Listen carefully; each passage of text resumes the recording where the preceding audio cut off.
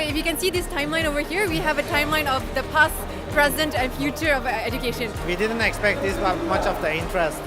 So especially for the virtual reality, I think 2018 is going to be a very big year for the virtual reality.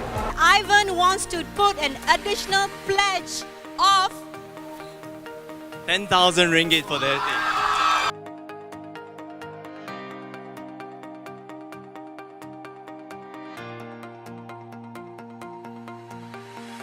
Oh, we are from Ipoh, so we came all the way with my son, youngest, especially for this.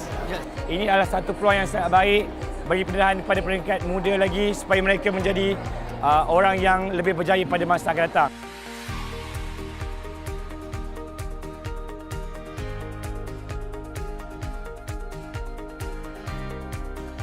I have changed my ambitions.